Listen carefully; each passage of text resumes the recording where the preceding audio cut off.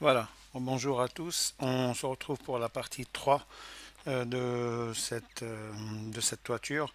On va essayer maintenant de faire des fermetures de toiture. D'accord. Donc là, on avait créé ce bord de toit. Et puis là, il est question justement de créer une fermeture de toiture des deux côtés. Et puis de pouvoir là reproduire dans les autres côtés. Je vais peut-être faire juste un côté, puis je ferai un deuxième. Il n'y aura pas forcément besoin de faire les quatre côtés. Ok, alors comment on commence? Ça ne se passera pas au niveau de la toiture ni au niveau du bord de toit, mais là on va toucher à un sujet qu'on avait touché il y a quelques temps en classe, c'est les composants in situ, donc dans la partie architecture, juste à côté des murs, des portes et tout ça, vous avez les composants. Et dans les composants, vous avez la création in situ. Pour rappel, donc on utilise les familles sur des objets à utilisation répétée. C'est-à-dire si je fais une porte, une fenêtre, si je fais un profil que je devrais réutiliser plusieurs fois, je passerai plutôt par les familles. C'est le chemin privilégié dans Revit, hein. Je vous invite à chaque fois que vous avez le choix de privilégier la création d'objets en passant par les familles.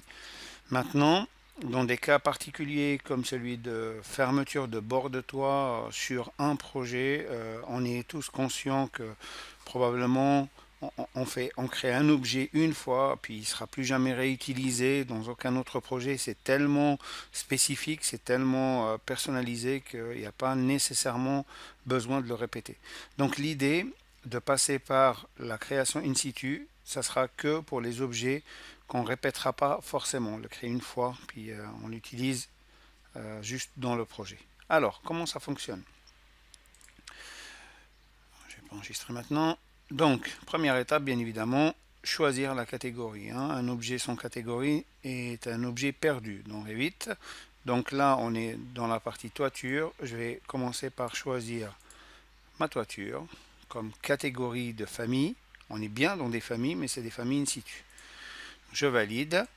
Puis ici, je vais lui donner un nom, par exemple, fermeture de toit ou de bord de toit. Voilà. Ok. Qu'est-ce qu'on constate tout de suite? On est dans un espace esquisse, hein.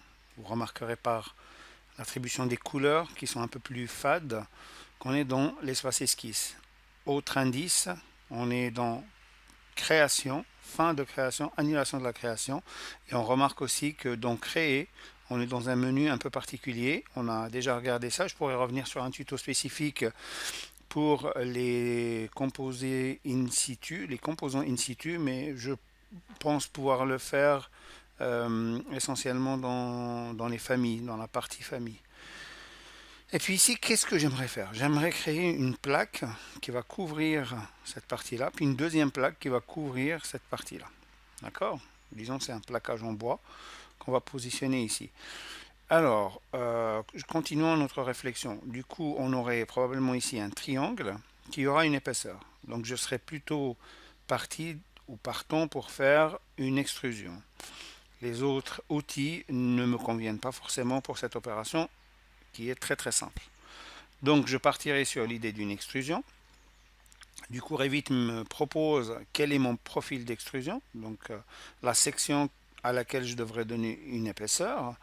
Et puis, je vais lui dire que c'est cette partie-là qui m'intéresse. Sauf que, si je dessine ici, on va tester le truc, si je dessine ici, ben, je serai en horizontal. D'accord? Donc, je serai sur le sol et je dessinerai en horizontal, en planimétrique. C'est normal, pour Revit, on est sur le plan XY au sol, d'accord? Et il ne comprend pas forcément qu'il devrait le placer ici.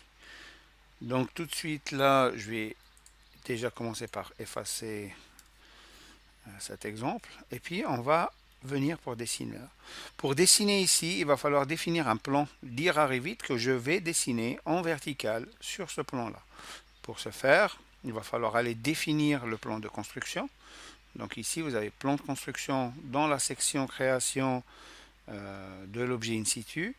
Et puis on va définir quoi?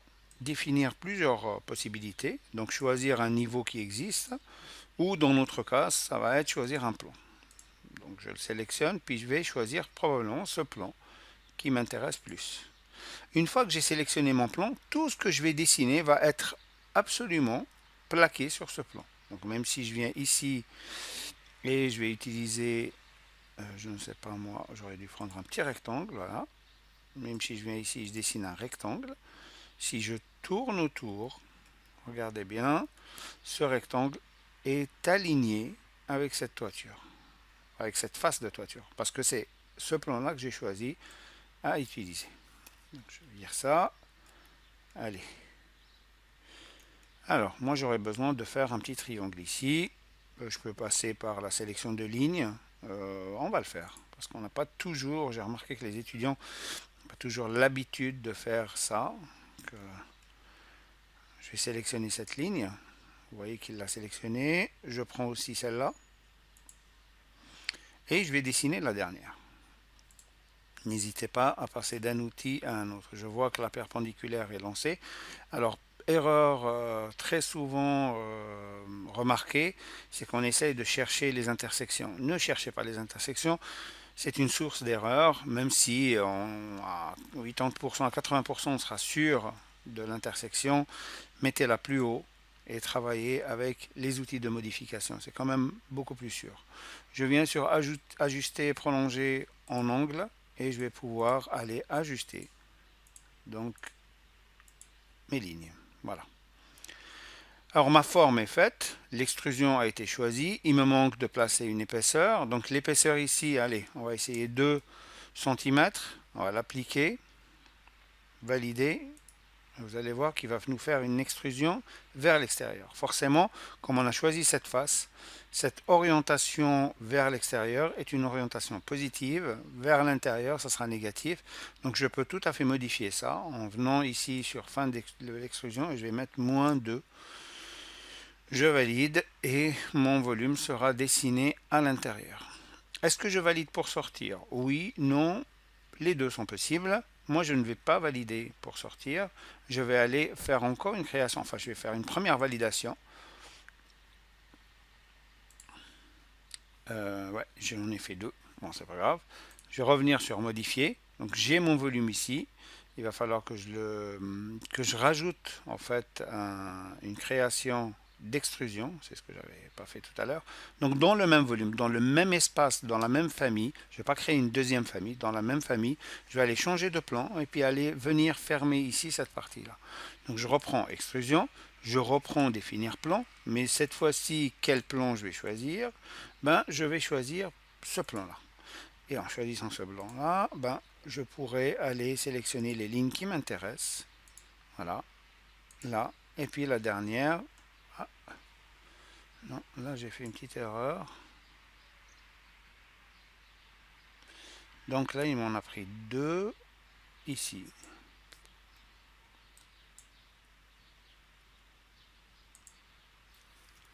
Oui, on a dessiné 2. Il n'y a pas de problème.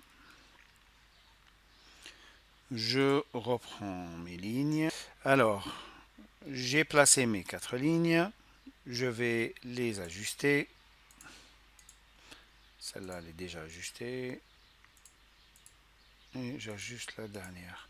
On avait remarqué tout à l'heure qu'en choisissant une face, le sens positif va être à l'extérieur. Donc ici aussi, je vais mettre -2.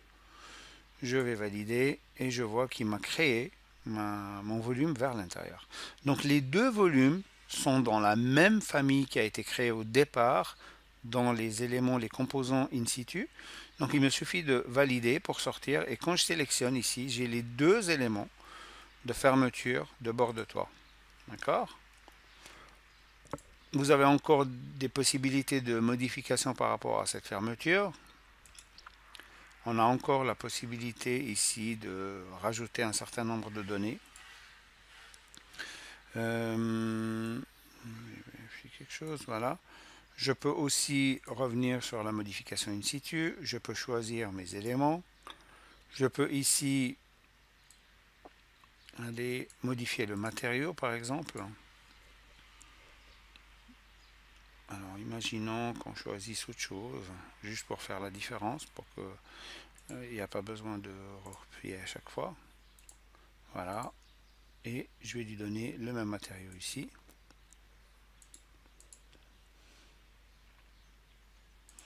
J'ai pas été jusqu'à la création d'un nouveau matériau. L'idée, c'est vraiment juste de concrétiser cette volumétrie pour que vous arriviez à voir un petit peu la différence. Alors réellement et concrètement, j'aurais choisi le même matériau que le bord de toit.